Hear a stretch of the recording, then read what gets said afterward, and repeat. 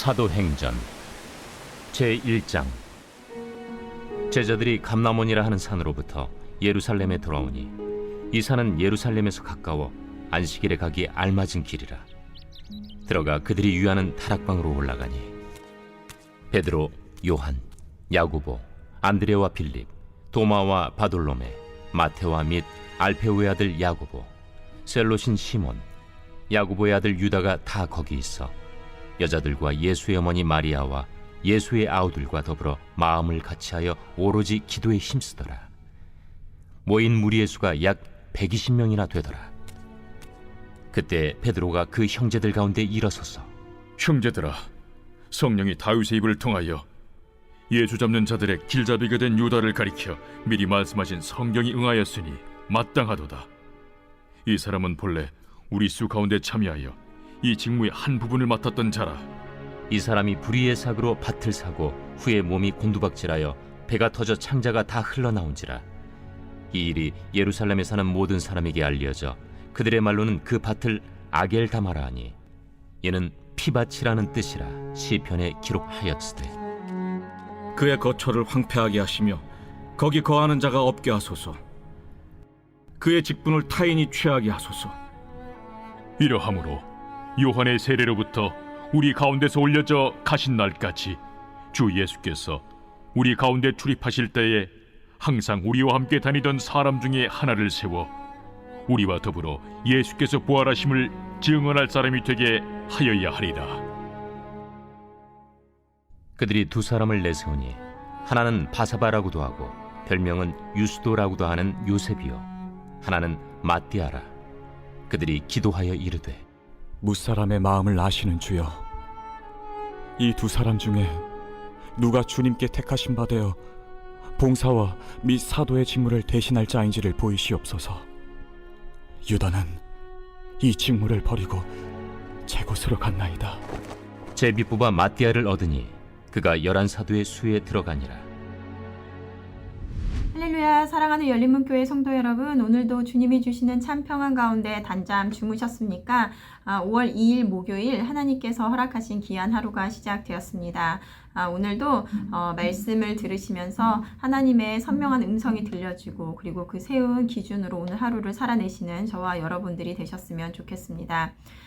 오늘 어제에 이어서 사도행전 말씀을 보고 계시는데요. 저는 오늘의 말씀의 제목을 말씀과 기도의 삶이라고 한번 붙여보았습니다. 어제 오픈 투유에서 어제와 오늘 사도행전 말씀을 가지고 말씀 묵상은 어떻게 하는 것이고 그리고 말씀을 묵상하고 또 서로 묵상 내용을 나누며 그리고 또 기도하는 시간을 가졌습니다.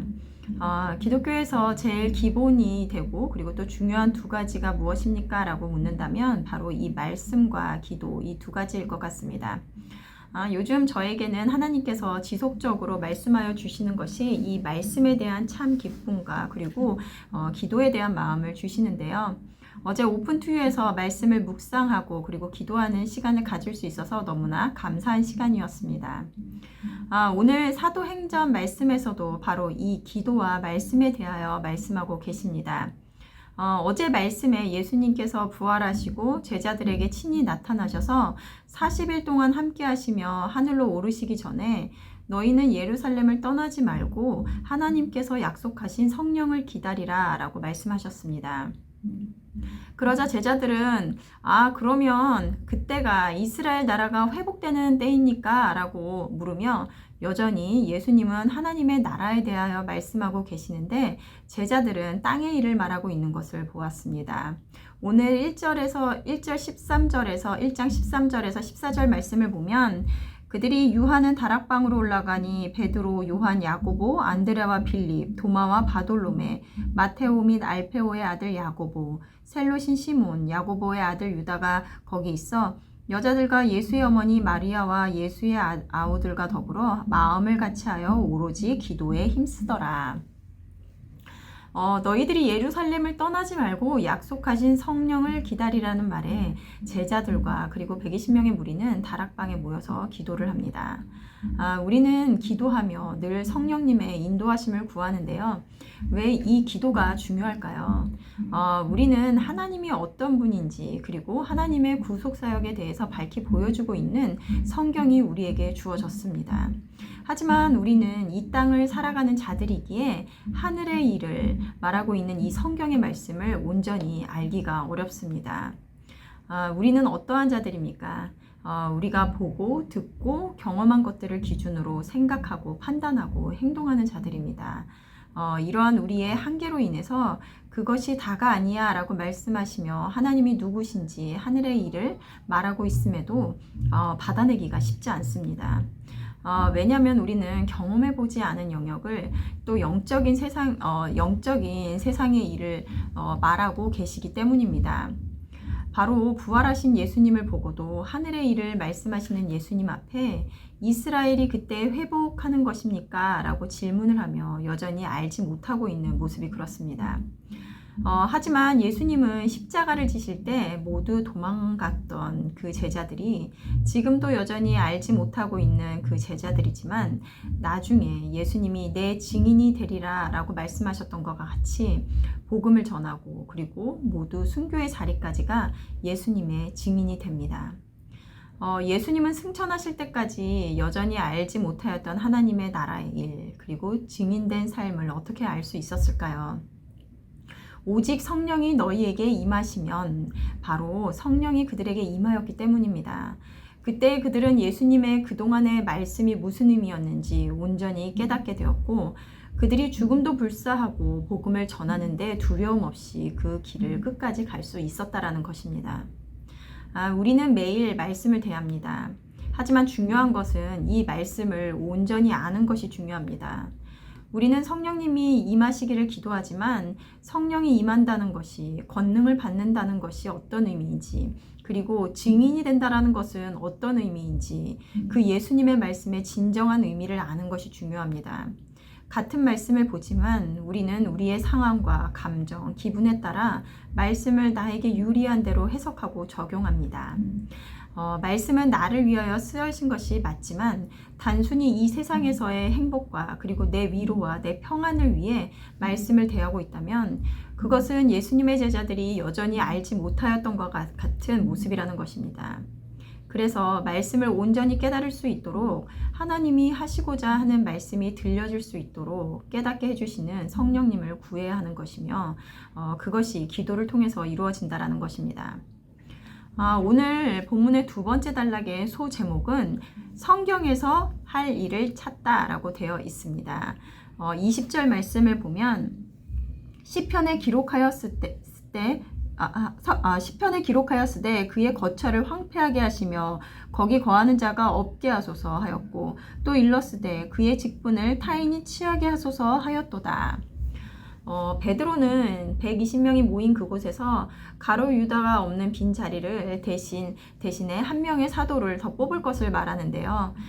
이는 유다를 가리켜 성경에서 하신 말씀들이 이루어지신 것임을 밝히고 또 사도를 뽑아야 하는 것에 대해서도 성경에 말씀하신 시편 말씀을 근거하였다라는 것입니다.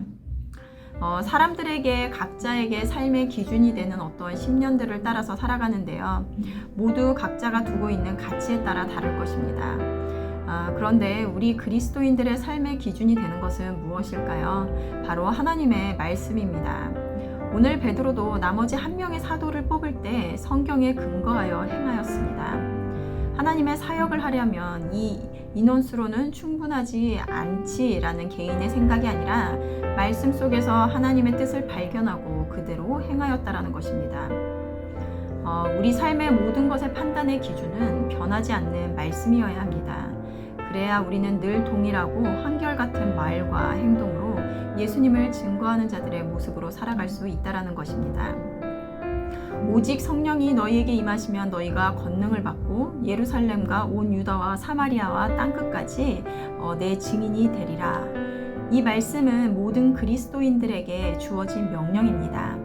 하지만 오늘 오직 성령이 임할 때 그 사명을 끝까지 감당할 수 있으며 그것은 말씀과 기도의 삶을 살아가는 자들에게만 이루어지는 것임을 잊지 않는 오늘 하루가 되셨으면 좋겠습니다. 오늘 하나님께서 각자에게 주시는 말씀을 들으시면서 묵상하고 그리고 또 기도하는 오늘 하루가 되셨으면 좋겠습니다. 함께 기도하시겠습니다. 하나님, 말씀을 통하여 말씀과 기도만이 우리 삶의 중심이 되어야 함을 다시 한번 깨닫습니다. 말씀과 기도 없이는 하나님을 알 수도 그리고 하나님이 원하시는 모습으로 또 살아갈 수 없음을 이 시간 고백합니다. 우리 안에 말씀에 대한 갈망과 그리고 참 기쁨이 무엇인지 알게 하시고 그것 또한 알려주시는 분은 성령 하나님이시기에 날마다 기도로 구하는 우리들 되게 하여 주시옵소서. 우리가 현실 앞에 흔들릴 때 성령 하나님 함께 하심으로 끝까지 사명의 길을 감당할 수 있는 복음의 통로가 되는 증인으로서의 삶을 살아가는 우리들이 될 수 있도록 인도하여 주시옵소서. 감사드리며 예수님의 이름으로 기도드렸습니다. 아멘.